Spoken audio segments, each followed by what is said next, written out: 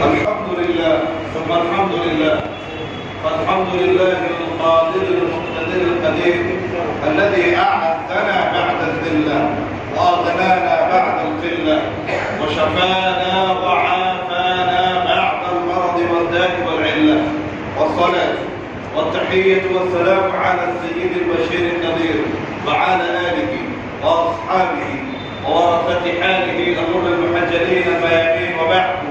أعوذ بالله من الشيطان الرجيم. بسم الله الرحمن الرحيم. واعتصموا بحبل الله جميعا ولا تفرقوا. صدق الله العظيم. وقال صلى الله عليه وسلم: مثل المؤمنين في توادهم وتحابهم كمثل جسد واحد إذا اشتكى منه عضو تداعى له سائر الجسد.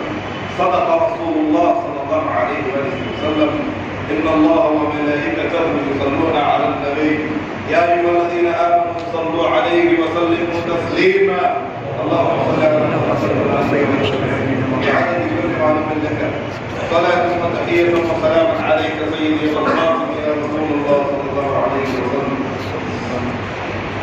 پھر ایک بار آپ لوگوں کا ہمارے اس ہفتہ درس میں بہت مرحبا اور خوش آمدید۔ اللہ تبارک و تعالیٰ کا 1,00,00,000 احسان، اس کا فضل اور اس کا شکر ہے کہ اس نے ہمیں اپنے گھر میں آنے کی توفیق عطا فرمائی۔ یقین جانیے اللہ تبارک و تعالیٰ اگر چاہتا تو ہمیں کیڑے مکوڑوں کی شکل میں پیدا کرتا، وہ اگر چاہتا تو ہمیں ناپاک اور نجس جانور بھی بنا سکتا، اگر وہ چاہتا تو ہمیں کافر و مشرک بھی بنا سکتا، اگر وہ چاہتا تو ہمیں بے جان بھی بنا سکتا، اگر وہ چاہتا تو آج سے پہلے کی امتوں میں ہمیں پیدا کر سکتا تھا۔ لیکن اس خدا کا فضل ہے کہ اس نے ہمیں اس امت سے پیدا کیا، مسلمان بنا کر پیدا کیا اور محمدی بنا کر پیدا کیا، جس کے بارے میں اللہ حضرت اسماعیل حقی رحمۃ اللہ علیہ فرماتے ہیں کہ حضرت موسیٰ اللہ سے دعا کرتے تھے: یا ربی ارجو ان اکون من امت محمد صلی اللہ علیہ وسلم، اے مولا میں یہ امید کرتا ہوں، یہ تمنا، یہ دعا کرتا ہوں کہ اے کاش میں محمد کی امت کا ایک امتی ہوں۔ آپ اس امت میں حضرت نوح علیہ السلام، حضرت نوح علیہ السلام کے بارے میں مسلم شریف کی حدیث ہے کہ قیامت کے دن، یاد رکھیے قیامت کے دن جب حضرت نوح علیہ السلام کہیں گے کہ اللہ تعالیٰ پوچھے گا: انا بلغتہم یا نوح، اے نوح علیہ السلام کیا آپ نے ہمارا پیغام اپنی امت تک نہیں پہنچایا تھا؟ وہ کہیں گے: یا رب بلغت، اے مولا ہاں میں نے پہنچایا تھا۔ تو اللہ فرمائے گا کہ ومن یشہد، گواہی کون دے گا؟ تو وہ کہیں گے: سل امتی، میری امت سے پوچھ لے۔ ان کی امت والے جھٹلا دیں گے، کیا کہیں گے؟ کہیں گے کہ انہوں نے ہم تک کوئی بات نہیں پہنچائی۔ پھر اللہ پوچھے گا کہ یہ تو کہتے ہیں کہ کوئی بات نہیں پہنچائی۔ تو اللہ تو حضرت نوح علیہ السلام اس وقت کہیں گے کہ یا ربی سل امت محمد، اے مولا محمد کی امت سے پوچھ لے، میں نے ان تک پہنچائی دیا۔ تو نبی کریم صلی اللہ علیہ وسلم کی یہ امت حضرت نوح علیہ السلام کے حق میں گواہی دے گی۔ اب سوال یہ اٹھتا ہے کہ نوح علیہ السلام کی امت ہزاروں سال پہلے ختم ہو چکی ہے، تو اس کی گواہی ہم کیوں دیں گے؟ اللہ فرماتا ہے: وَجَعَلْنَاكُمْ أُمَّةً وَسَطًا لِتَكُونُوا شُهَدَاءَ عَلَى النَّاسِ۔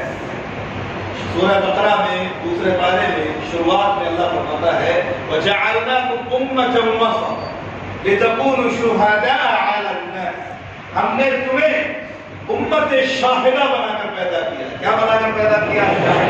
تم شہادت دو گے، گواہی دو گے، گزری ہوئی امتوں کی بھی اور آنے والی امتوں کی بھی۔ تو پوچھا جائے گا کہ محمد کی امت تو موجود بھی نہیں تھی، پھر محمد کی امت حضرت نوح علیہ السلام کے حق میں گواہی کیوں دے گی؟ کیونکہ محمد صلی اللہ علیہ وسلم اپنی امت سے کبھی جھوٹ نہیں بول سکتے۔ محمد رسول اللہ نے اپنی امت کو بتایا ہے کہ نوح علیہ السلام نے اپنی امت تک تبلیغ کی تھی، لہٰذا ان کی امت کی گواہی مقرر۔ تو آپ اس امت میں خوش ہو جائیے کہ آپ اس امت میں ہیں۔ حضرت پیر کرم شاہ حضرت رحمۃ اللہ علیہ اپنی کتاب میں سیرت ضیاء النبی میں ایک واقعہ لے کر آتے ہیں کہ قیامت کے دن ایک شخص جو حضرت موسیٰ علیہ السلام کی امت کا ہوگا جس کی عمر 350 سال ہوگی، وہ اللہ تعالیٰ کی بارگاہ میں جہنم کا فیصلہ اس کو سنایا جائے کہے گا جہنم کا جب فیصلہ سنایا جائے گا تو وہ رونے لگے گا. کیا کرنے لگے گا؟ رونے لگے گا. جب وہ رونے لگے گا تو فرشتے اس سے کہیں گے دنیا میں رو لیتا تو شاید تیری معافی ہو جاتی. تو وہ کیا کہے گا؟ وہ کہتا میں اس لیے نہیں رو رہا ہوں کہ مجھے جہنم میں ڈالا جائے. میرے رونے کی وجہ یہ ہے، میرے رونے کی وجہ یہ ہے کہ میں نے حضرت موسیٰ علیہ السلام کی میں امت سے ہوں. حضرت موسیٰ علیہ السلام کی تورات میں نے یہ پڑھا تھا کہ ایک امت آئے گی جس کا نام امت محمد. اس کے اوپر 60 سال 70 سال 80 سال 100 سال کے لوگ ہوں. میں یہ سوچ رہا ہوں کہ 350 سال کی عمر پا کر میں کوئی نیک کام نہیں کر پایا، وہ لوگ 100 سال کی 125 سال کی کم عمر میں کیا نیک عمل کریں. میں ان کو سوچ کے رو رہا ہوں. تو اللہ تعالیٰ کی طرف سے ندا آواز آتی ہے کہ فرشتوں یقیناً اس بندے کے اعمال تو اسی لائق ہے کہ اسے جہنم میں پھینکا جائے، لیکن اس نے ہمارے حبیب کی امت کو یاد کیا، لہذا اس نے ہماری رحمت سے جنت میں داخل کیا. آپ اس امت میں تو فخر کیجئے کہ آپ محمدی. اور نبی کریم صلی اللہ علیہ وسلم نے فرمایا، صحیح مسلم کی حدیث ہے، من شک فی ایمانہ فقد کفر. جس کو اپنے ایمان میں شک ہو جائے وہ کافر ہے. جس کو اپنے ایمان میں شک ہو جائے، اپنے ایمان میں کبھی شک نہیں کرنا ہے. کچھ لوگ کہتے ہیں یار ہمارا ایمان کا اتنا مضبوط ہے، کہتے ہیں نا ارے ہم کمزور ایمان والے. ایمان کمزور مضبوط چھوٹا بڑا نہیں ہوتا. ایمان ایمان ایمان فخر سے کہیں کہ ہم مسلمان ہیں. کوئی بدعمل ہے، کسی کے اعمال تھوڑے اچھے ہیں، کسی کے کچھ اور اچھے ہیں، کسی کے بہت اچھے ہیں، کسی کے بہت زیادہ اچھے ہیں، مگر ایمان کے معاملے میں ہم سب کے سب لا الہ الا اللہ محمد رسول اللہ کے ساتھ. کیا یہ کم نہیں ہے کہ رسول اللہ نے فرمایا، صحیح مسلم کی حدیث ہے، من مات وهو يعلم انه لا الہ الا اللہ دخل الجنہ. لوگ کہتے ہیں کہ موت کے وقت کلمہ بھی نہیں پڑھنا نصیب ہوگا. کلمہ پڑھنا ضروری نہیں. موت کے وقت کلمہ پڑھنا یہ مسئلہ بھی سمجھ لیجیے. موت کے وقت کلمہ پڑھنا ہاں تلقین کرنا سنت ہے، وہ کلمہ کہہ جائے اچھی بات، مگر پڑھنا ضروری نہیں ہے. رسول اللہ کہتے ہیں من مات وهو يعلم، جو اس حالت میں مر جائے کہ اسے یہ یقین تھا، اسے یہ یقین تھا انہ لا الہ الا اللہ، کہ اللہ کے علاوہ کوئی معبود نہیں، دخل الجنہ، وہ جنت میں داخل ہو گیا، وہ جنت میں داخل ہو گیا، جنت میں داخل ہو گیا. تو یہ اللہ کی وہ رسی ہے لا الہ الا اللہ. اس کو مضبوطی سے کام کریں، مضبوطی سے کام کریں.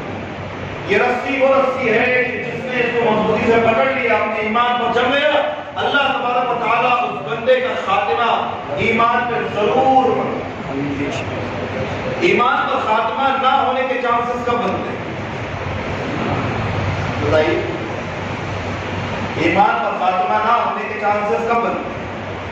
ایمان پر خاتمہ نہ کرانے والی بڑی بڑی چیزوں میں سے ایک چیز، کئی چیزیں ہیں، ہم ان کو اگر نمبر وائز بیان کریں گے تو شاید ہمارے پاس وقت ہی کم پڑ جائے گا، لیکن اس میں جو بڑی بڑی چیزیں ہیں اس میں 3 چیزیں، کتنی؟ جن سے ایمان پہ خاتمہ نہیں ہوتا. ایک، اللہ کی مخلوق کی حق تلفی کرنا. وہ حق عصمت بھی ہو سکتا ہے، حق عزت بھی ہو سکتا ہے، حق احترام بھی ہو سکتا ہے، حق مال بھی ہو سکتا ہے، حق اخلاقیت بھی ہو سکتا ہے. کسی بھی قسم میں اللہ کی مخلوق کا حق تلف ہے. دوسرا، اپنی زبان کو حرام میں استعمال کرنا. تیسرا، اپنی شرمگاہ کو حرام میں استعمال کرنا. اسی لیے رسول اللہ صلی اللہ علیہ وسلم نے فرمایا کہ من ضمن لی ما بین لحییہ وما بین فخذیہ اضمن له الجنہ. جو اپنی جبڑوں کے بیچ یعنی زبان کی اور شرمگاہ کی حفاظت کی گواہی، جو کہے کہ میں زبان کی اور شرمگاہ کی حفاظت کروں گا، میں ضمانت لیتا ہوں کہ وہ جنتی ہے. رسول اللہ. تو زبان، اپنی زبان کو دیکھیں، آپ حق بول رہے ہیں. ایسا تو نہیں ہے کہ کہیں ہم اپنی ذات کی خاطر اللہ تبارک و تعالیٰ کی دین کی پرواہ نہ کرتے ہوئے، ایمان کی پرواہ نہ کرتے ہوئے، حرام و حلال کی تمیز نہ کرتے ہوئے ہم کسی پر چھینٹا کشی تو نہیں کرتے، غیبت تو نہیں کرتے، کسی سے حسد تو نہیں کرتے، کسی کی چغلی تو نہیں کرتے، کسی کو گالیاں تو نہیں دیتے، کسی کے حق میں ایسے کلمات تو نہیں کہہ رہے جو اللہ تعالیٰ کو ناراض کر دیتے۔ یہاں تک کہ حضرت عبد الرحمن بن علی الجوزی رحمۃ اللہ تعالیٰ علیہ نے اپنی کتاب بحر الدموع میں ایک ایسے اللہ کے ولی کا ذکر کیا کہ جنہوں نے، ان کے پاس میں ایک شخص کا ذکر ہوا۔ دیکھیے اللہ والوں کے ساتھ کبھی کبھی ایسے معاملات خاص ہو جاتے ہیں تاکہ دوسرے بندوں کو صبر ہو جائے یا دوسرے بندوں کو تلقین ہو جائے، عبرت ہو۔ انہوں نے کوئی بندہ ان کے سامنے کسی تھرڈ پرسن کا ذکر کرنا، انہوں نے صرف اتنا کہہ دیا بیکار آدمی۔ کیا کہا؟ کیا کہا؟ بس اتنا کہا کہ بیکار آدمی۔ تو کہتے ہیں کہ اس رات میں نے خواب میں دیکھا کہ میں سور کا گوشت تھا، اور جب میری آنکھ کھلی تو میرے منہ سے سور کی بدبو آئی، اور سب لوگ مجھ سے دور بھاگنے لگے، جنگل میں چلے گئے، رونے لگے، گڑگڑانے لگے۔ کئی مہینے گزر گئے، سال گزر گئے، توبہ کرتے رہے، گڑگڑاتے رہے کہ مولا مجھے اس عذاب سے بچائے۔ تو اللہ تبارک و تعالیٰ کی طرف سے جب رحمت ہوئی، اللہ تعالیٰ نے فرمایا کہ ہم معاف کر دیں گے، پہلے جا کے اس بندے سے معافی مانگو جس کے لیے تم نے وہ الفاظ کہے۔ جب انہوں نے جا کے معافی مانگی تو یہ اللہ تعالیٰ کی طرف سے نازل شدہ احکام ختم۔ ایک بات یاد رکھیے، آپ رسول اللہ کی امت، کس کی امت میں؟ صرف اسی لیے ہم لوگ بچے ہوئے، ہم لوگ صرف اسی لیے بچے ہوئے کہ ہم حضور کی امت میں۔ اللہ کی قسم، پہلے جب کوئی غیبت کرتا تھا تو اس کے منہ سے ایسی بدبو آتی، پہلے کی امت میں جب کوئی چوری کر کے آتا تو اس کا ماتھا لال ہو جاتا اور اس کے دروازے پہ اللہ کی طرف سے لکھا ہوتا کہ اس نے چوری کی۔ پہلے جب زنا کیا کرتے آسمان سے اس پر عذاب نازل ہو جائے، بستی میں حرام کاری عام ہوتی تو اللہ آسمان سے پتھروں کا، آگ کا اور سیلاب کا عذاب نازل کرتا۔ لیکن آج اس امت کا حال یہ ہے کہ رسول اللہ نے اس امت کی خیر اللہ سے مانگی۔ اللہ نے فرمایا ما كان اللہ معذبهم وانت فیہم وهم یستغفرون۔ اے محبوب، ہم ان لوگوں کو اس وقت تک عذاب دے ہی نہیں سکتے جب تک کہ آپ ان کے درمیان موجود ہیں۔ ہر ایک جگہ فرمایا وهم یستغفرون، اور ہم ان لوگوں کو عذاب نہیں دیں گے جب تک کہ یہ استغفار کرتے رہیں، یعنی اللہ سے مغفرت کی بھیک مانگتے رہیں۔ یاد، آپ کسی کی برائی کر رہے ہیں، کسی کے بارے میں بھی کوئی لفظ کہہ رہے ہیں، 1000 بار تولیے پھر بولیے، کیونکہ حدیث میں طبرانی شریف میں نبی کریم نے فرمایا کہ جس نے اپنے مسلمان بھائی کی غیبت، کیا کی؟ غیبت، اس کے پیٹ، اچھا غیبت کیا ہے؟ کوئی ہے جو ہمیں ایک ڈیفینیشن بتا سکے، جو اس کی ایگزیکٹ ڈیفینیشن ہو کہ غیبت یہ چیز ہے؟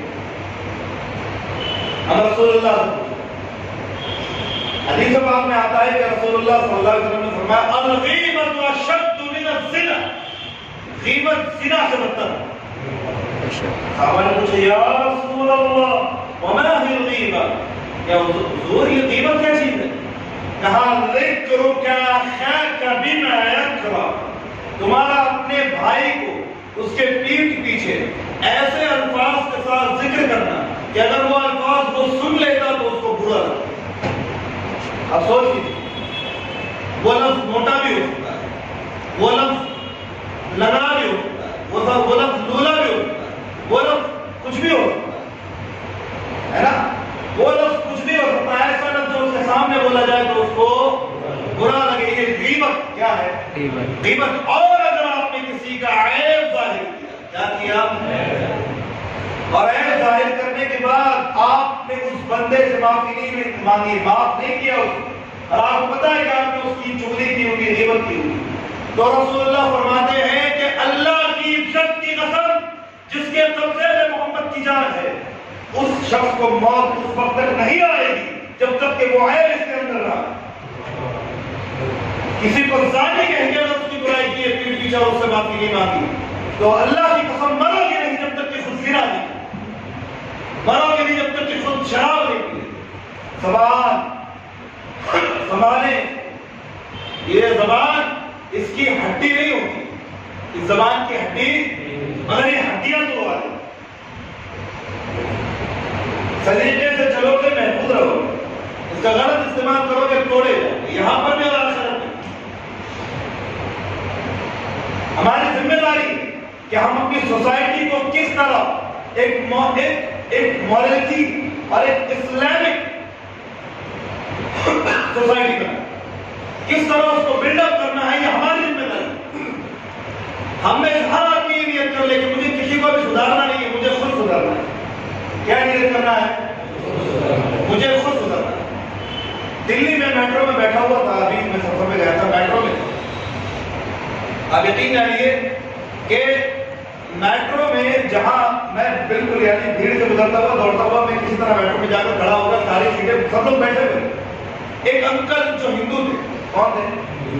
عمر ان کی ہوگی 70 سے 65 سے 70 کے بیچ، کھڑے ہو گئے، مجھے کہنے لگے بیٹا بیٹھ جائے، وہ دیکھ رہے ہیں کہ اچھا خاصا تگڑا انسان ہے کھڑا ہوا، اسے میں نے کہا انکل کوئی ایسی بات نہیں ہے، میں بالکل فٹ ہوں، میں آپ بیٹھیے، آپ عمر میں بڑے ہیں، آپ ہمارے بڑے ہیں۔ تو کہتے ہیں بیٹا میں بہت دیر کا بیٹھا ہوا ہوں، ابھی میٹرو کی بھاگ دوڑ میں اور گیٹ میں تم تھک گئے ہوگے، چیکنگ میں تھک گئے ہوگے تو بیٹھ جاؤ۔ یہ تربیت سکھانے کے لیے کیا ان کے پاس حضرت جبرائیل آئے یا کوئی نبی آئے؟ یہ چیزیں ماحول سے آتی ہیں، یہ چیزیں تربیت سے آتی ہیں، ماحول سے، کہ ہمیں رسپیکٹ دینا ہے، جاننے والا ہو یا نہ جاننے والا ہو۔ یہ رسول اللہ نے فرمایا تھا، کیا فرمایا تھا؟ فرمایا نبی کریم نے پوچھا کہ ای الاسلام خیر، صحیح مسلم کی حدیث ہے، یا رسول اللہ اسلام کی، یاد رکھیے الفاظ پہ غور کیجیے، رسول اللہ نے جو کہہ دیا وہ قیامت تک اٹل۔ فرمایا ای الاسلام خیر، یا رسول اللہ سب سے بہترین اسلام کی خصلت کون سی، جو سب سے بہترین، جو سب سے اچھی، سب سے گڈ، سب سے سویٹ مورالٹی ہو اسلام، سب سے اچھی اخلاقیت اسلام کی کیا؟ تو حضور نے کیا فرمایا؟ افشاء السلام واطعام الطعام، افشاء السلام واطعام الطعام لمن عرفت ومن لم تعرف، کہا سلام کو عام کرو اور کھانا کھلاؤ، جسے جانتے ہو یا نہ جانتے ہو خدمت کرو۔ محبت، پیار، بھائی چارہ، جھکاؤ، اس کے گناہوں کو دیکھے بغیر، اس کے حلیے کو دیکھے بغیر، یہ دیکھے بغیر کہ وہ شرابی ہو سکتا ہے، جواری ہو سکتا ہے، کوئی بھی ہو سکتا ہے، گنہگار ہو سکتا ہے، وہ معاشرے کا فرد ہے، وہ حضرت آدم کی اولاد ہے۔ آپ ذرا سوچئے جو اسلام ہمیں یہ مینٹالٹی دیتا ہے، حضرت سفیان ثوری فرماتے ہیں اللہ پر کل کیا پیارا کہ کسی کافر کو لاکھ نہ مارو، کسی کافر کو لاکھ نہ مارو۔ ان سے پوچھا گیا کیسی باتیں کر رہے ہیں آپ، کیا وہ کافر نہیں ہے، اللہ کا دشمن نہیں ہے؟ تو کہتے ہیں کہ ہاں اگر وہ جنگ پہ آمادہ ہو، اللہ رسول کی دشمنی پہ آمادہ ہو تب تو بات الگ ہے، ورنہ تمہیں کوئی حق نہیں بنتا کہ اس پہ ظلم کرو، اسے لات مارو۔ کیوں؟ انہوں نے پوچھا کیوں؟ کہا اس لیے کہ اگر تم اس کے کفر کی وجہ سے اس سے نفرت کر رہے ہو تو کم سے کم حضرت آدم کی مٹی جو اس کے جسم میں موجود ہے اس کا احترام کرو، اس کا احترام کرو، وہ حضرت آدم کا بیٹا، اس کا احترام کرو۔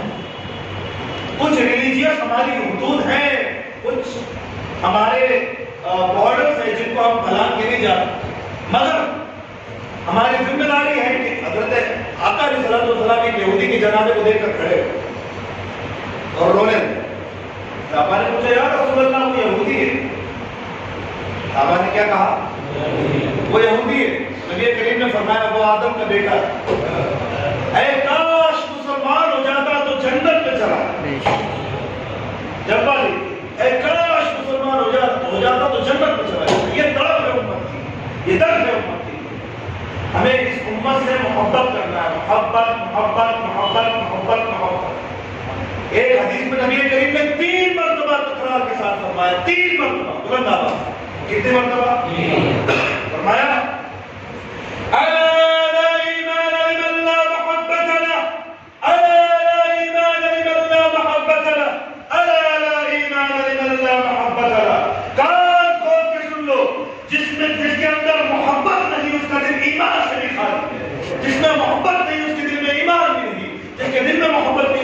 ایمان کی، روڑ مت بنی، سخت مت بنی، اپنے اندر اتنی سختیاں نہ رکھیں، پیار سے پیش آئیے، نیکیوں کا غرور بھی نہیں ہونا چاہیے، نیکیوں کا غرور بھی نہیں ہونا چاہیے کہ اگر نماز کی توفیق مل رہی ہے تو آپ کسی کو اور آپ کو اچھے عمل کی توفیق مل رہی ہے، اچھے کام کی توفیق مل رہی ہے تو آپ کا دل پتھر نہیں ہونا چاہیے۔ خواجہ عبداللہ انصار رحمۃ اللہ علیہ کہتے ہیں کہ گریائے تر دامن، گریائے تر دامن دوست ترین است از عملهای نیکوکار کہ دلش تنگ گشت، کہتے ہیں کہ وہ شخص وہ بنے گا جو اپنے گناہوں کی شامت کی وجہ سے اپنے گناہوں پہ پھوٹ پھوٹ کے روتا ہے۔ کیا کرتا ہے؟ پھوٹ پھوٹ کے روتا ہے، اللہ کو یاد کرتا ہے۔ تو فرماتے ہیں اس کے آنسو اللہ کے ہاں اس نیک انسان کے عمل سے بہتر ہے جس کی نیکی نے اس کا دل پتھر بنا دیا، جس کی نیکی نے اس کا دل پتھر بنا دیا، جس کی نیکی نے اسے تکبر میں مبتلا کیا، جس کی نیکی نے اسے گھمنڈی بنا دیا۔ یاد حضرت مولا علی مشکل کشا سے پوچھا گیا کہ انسان برا کب بنتا ہے؟ انسان فرمانے لگے جب وہ اپنے آپ کو اچھا سمجھنے لگے، جب وہ اپنے آپ کو اچھا سمجھنے لگے۔ ہم اللہ تعالیٰ کے ہیں، ہم نبی نہیں ہیں، ہم نبی نہیں ہیں۔ حضرت عطا بن عامر رحمۃ اللہ علیہ بہت بڑے امت کے فقیہ اور محدث گزرے ہیں، ان سے پوچھا کہ کسی گنہگار کو کوئی حق نہیں بنتا دین کی دعوت دینے کا، کیا کہا؟ کسی گنہگار کو دین کی دعوت دینے کا حق نہیں بنتا۔ تو انہوں نے کہا إِن لَّمْ يَعِدِ الْعَاصِينَ مَنْ هُوَ مُذْنِبٌ فَمَن يَعِدُ الْعَاصِينَ بَعْدَ مُحَمَّدٍ۔ یہ ان کا یہ شعر اتنا فیمس ہوا کہ بعض مقامات پہ مصر میں ازہر شریف میں ہماری یونیورسٹی کی دیواروں پہ لکھا کہتے ہیں کہ إِن لَّمْ يَعِدُ الْعَاصِينَ مَنْ هُوَ مُذْنِبٌ، اگر آپ گنہگاروں کو گنہگار دین کی دعوت نہیں دیں گے تو رسول اللہ کے بعد معصوم رہ کون گئے؟ معصوم تو صرف حضور ہے، معصوم صرف حضور ہے، ان کے بعد کوئی چھوٹا گنہگار ہے کوئی بڑا گنہگار، جو چھوٹے گنہگار ہے وہ بڑے گنہگاروں کو دعوت دیتے ہیں نا، جو بڑے گنہگار ہے وہ اپنے سے بڑے گنہگاروں کو دعوت دیتے ہیں۔ کم سے کم سٹریس گناہوں کا کریں، کم سے کم گناہ شیطان کا بہکاوا ہے، اگر آپ بچ جائیں تو اللہ کی توفیق، اور اگر اس نے بہکا دیا ہے تو اللہ کی رحمت سے مایوس ہونے کی ضرورت نہیں، لوٹ کر آئیے، لوٹ کر آئیے۔ آپ کو نہیں پتا کہ اللہ کتنا خوش ہے۔ امام مسلم کی صحیح مسلم کی حوالے سے ایک روایت لے کے آتے ہیں، کہتے ہیں کہ نبی نے کہا کہ افلتم ضرب کوئی آپ میں سے ایسے سامنے چل رہا ہو جس میں چلچلا کی دھوپ پڑ رہی، صحرا ویسے ہی گرم ہو جاتا ہے، ریت بہت جلدی گرم ہوتا ہے، بہت جلدی، اور چلچلا کی دھوپ پڑ رہی ہو اور اس کی سواری پہ ٹھنڈا پانی کیا ہو اور وہ سواری اچانک غائب، اور پھر آپ کا حال یہ ہو کہ بالکل اب سانس اکھڑنے والی ہے، زبان سوکھ چکی ہے، جسم کا خون سوکھ گیا ہے اور آپ مرنے والے، جب قطرے اگر نصیب نہ ہوئے تو انتقال کرتے ہیں۔ ایسی حالت میں اگر آپ کو آپ کی سواری ٹھنڈا پانی اور کھانا لیے وہ نظر آ جائے تو آپ کی کیا حال ہوگی؟ آپ کتنے خوش ہو، کتنے خوش ہو۔ رسول اللہ کہتے ہیں کہ اللہ کی قسم اللہ تعالیٰ اس سے بھی زیادہ خوش تب ہوتا ہے جب اللہ کا بندہ اس کی بارگاہ میں توبہ کرنے کا وہ بہت پیار کرتا ہے، وہ بہت پیار کرتا ہے، بہت، اس کے پاس رحمت رحمت ہے۔ واللہ یرید بکم اليسر ولا یرید بکم العسر، قرآن میں کہتا ہے میں تو صرف تمہارے آسانیاں چاہتا ہوں، تم اپنی جانوں پہ ضرور کرو۔ یہ فرمایا وما اصابکم من مصیبۃ فبما کسبت ایدیکم ویعفو عن کثیر، ویعفو عن کثیر، جو مصیبتیں تم پر ٹوٹ رہی ہے تمہارا نہ کیا بھلا ہے، ویعفو عن کثیر، میں تو بہت ساری چیزیں معاف کر دیتا ہوں۔ واللہ لیس بظلام للعبید ولیس ربک بظلام للعبید، اور تمہارا رب اپنے بندوں پہ کبھی ظلم نہیں کرتا، اپنے بندوں پر کبھی ظلم نہیں کرتا۔ ایک آخری حدیث سن لیجیے اور فخر کیجیے کہ آپ ایسے اللہ کے بندے ہیں۔ نبی کریم صلی اللہ علیہ وآلہ وسلم نے فرمایا کہ اگر کوئی بندہ اللہ کی بارگاہ زمین و آسمان بھر کے گناہ لے کر پہنچے، کیا لے کر پہنچے؟ بھر کے گناہ لے کر پہنچے، مگر دنیا میں اگر دنیا میں اس نے کسی کی حق تلفی نہیں کی، کسی کا دل نہیں توڑا، کسی کے ساتھ بد اخلاقی نہیں، کسی کا حق نہیں مارا، دنیا میں اس کے اخلاق اچھے تھے، تو اللہ تبارک و تعالیٰ کی رحمت کا حصہ ہے کہ اللہ اسے جنت نصیب کرے۔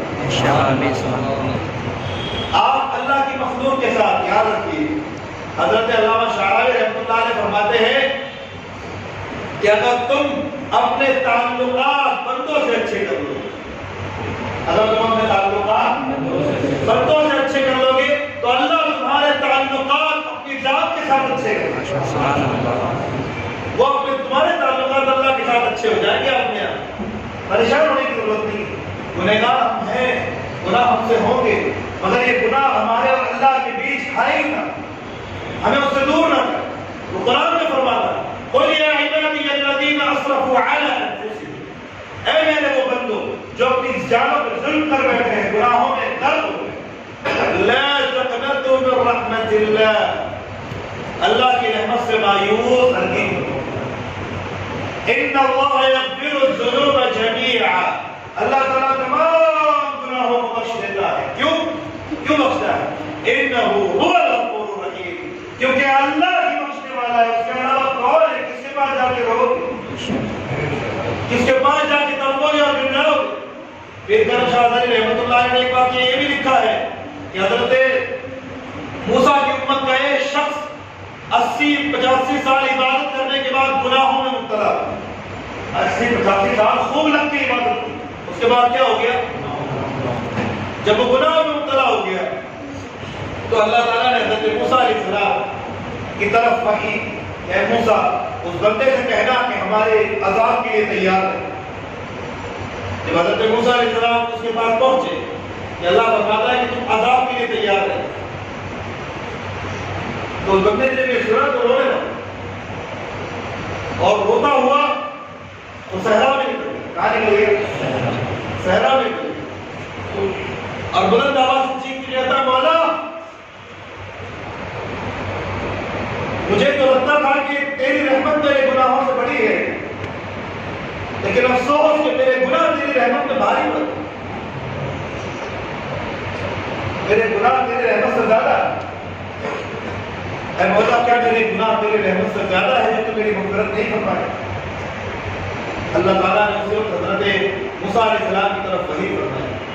حضرت موسیٰ علیہ السلام اس بندے کی طرف واپس لوٹے، کہا کہ کیا بات چیت ہوئی اللہ نے تیرے درمیان؟ ابھی تو اللہ تعالیٰ نے تیرے جہنم کا فیصلہ کیا۔ کہا کیا ہوا؟ کہا اللہ تعالیٰ فرماتا ہے کہ تیرے حق میں جنت کا فیصلہ ہو گیا، تیرے حق میں جنت کا فیصلہ ہو گیا۔ اللہ فرماتا ہے کہ اس بندے نے سچے دل سے توبہ کی۔ سچے دل سے توبہ یہ نہیں ہے کہ آپ اپنے گناہوں پہ رو کے گڑگڑا کے شرمندہ ہو کے بس اللہ کی بارگاہ میں پہنچے۔ سچے دل سے توبہ یہ بھی ہے کہ آپ اللہ تعالیٰ کے علاوہ کسی کو بخشش کے لائق ہیں۔ سچی توبہ یہ بھی ہے کہ آپ اللہ تعالیٰ کی رحمت کے علاوہ کسی سے کوئی امید نہ۔ سچی توبہ یہ بھی ہے کہ آپ ہر حال میں، ہر حالت میں، ہر کنڈیشن میں اللہ تعالیٰ سے امید وابستہ ہیں۔ اللہ اپنے منگتوں کو کبھی خالی نہیں رکھتا، اللہ اپنی منگتوں کو کبھی خالی نہیں رکھتا۔ یہ اس کا کرم ہے، اس کا فضل، اس کی عنایت ہے کہ آج اس نے ہمیں اپنے گھر میں بٹھایا۔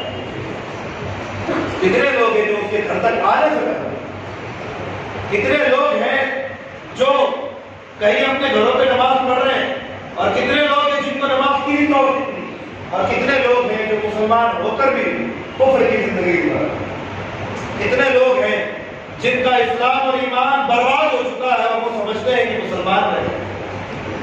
اللہ کا شکر ادا کیجئے کہ ہم ان لوگوں میں سے نہیں ہیں جو چٹکیوں میں ٹیکے لگا کے یا کسی بار یا شرط کے رات میں بس راتی باندھ کے اپنا ایمان ختم کر دیں۔ آپ مسجدوں کے حاضر باش ہیں، اب اللہ کے گھر کے دربار کے حاضری لگانے والے لوگ ہیں.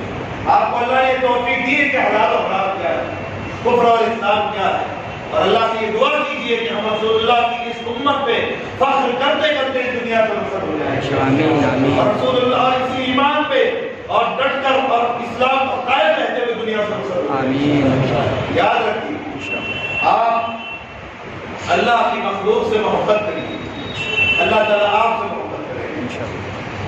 اللہ حضرت شیخ سعدی رحمۃ اللہ علیہ کے پاس ایک شخص آیا, کہنے لگا کہ حضرت اللہ گواہ ہے, اللہ گواہ ہے کہ میں عبادت میں کبھی کوتاہی نہیں کرتا, نماز پابندی سے پڑھتا ہوں, روزہ رکھتا ہوں, لیکن لذت ملتی نہیں ہے, مل نہیں رکھتا. تو حضرت شیخ سعدی نے فرمایا اپنے عمل کر, دوسروں کے عمل کے بارے میں سوچنا چھوڑ دے. کیا فرمایا؟ جب تم دوسروں کے عمل کے بارے میں ٹٹولنا بند کر دو گے تو اللہ تمہارے عمل میں تمہیں لذت عطا کرے. اصلاح کیجیے, جا کے سمجھائیے, دعوت دیجیے محبت سے, مگر دشمن مت بنیے. کوئی نماز نہیں پڑھ رہا تو دشمن بن گیا, کوئی روزہ نہیں رکھ رہا تو دشمن بن گیا, کوئی اگر بیچارہ گنہگار ہو گیا تو دشمن بن گیا. ارے وہ گنہگار کو مریض ہے, کیا ہے؟ اگر آپ اللہ سے جڑے ہوئے تو آپ ڈاکٹر ہیں, اور اگر وہ نہیں جڑا تو مریض. اور ڈاکٹر کی ذمہ داری مریض کا علاج ہوتا ہے, مریض پہ ظلم کرنا نہیں ہوتا. محبت سے پیش ہے, پیار. اللہ تبارک و تعالیٰ ہمیں ایک دوسرے سے محبت کرنے کی توفیق, آمین. ہر چھوٹے بڑے سے محبت کی توفیق, رسپیکٹ کرنے کی توفیق, آمین. اللہ احترام کرنے کی توفیق, آمین. ہم بڑے بھی ہیں تو چھوٹوں کو عزت دینے کی توفیق, چھوٹے ہیں تو بڑوں کو عزت دینے کی توفیق, آمین. اللہ تعالیٰ ہمارے گھر کا, ہماری سوسائٹی کا ماحول اللہ تبارک و تعالیٰ عزت و احترام والا ماحول بنا, ایک دوسرے سے محبت اور شفقت والا ماحول, ایک دوسرے سے پیار والا ماحول, ایک دوسرے کی کیئر کرنے والے, دوسرے کا خیال رکھنے والا ماحول. اللہ تعالیٰ عمر میں, علم عمل میں برکتیں عطا فرمائے, ہمیں حرام کے لطفوں سے بچائے, حلال رزق عطا فرمائے, ہمارے گھر کو زمینی آسمانی بلاؤں سے محفوظ رکھے, ہمارے گھر میں جو مریض ہیں انہیں شفا عطا فرمائے, آمین. جو بے روزگار ہیں انہیں حلال پاک روزگار نصیب, آمین. جو بے اولاد ہیں انہیں نیک صالح اولاد نصیب, آمین. جن کے اولاد ہے اللہ تبارک و تعالیٰ ان کی اولاد کی انہیں ان کی اولاد کی انہیں اور انہیں اپنی اولاد کی خیر نصیب, آمین. اللہ تبارک و تعالیٰ ہمارے گھروں سنتوں کی بہاریں نصیب, آمین. اور اللہ تبارک و تعالیٰ ہمارا خاتمہ, آمین. صلی اللہ علیہ وسلم.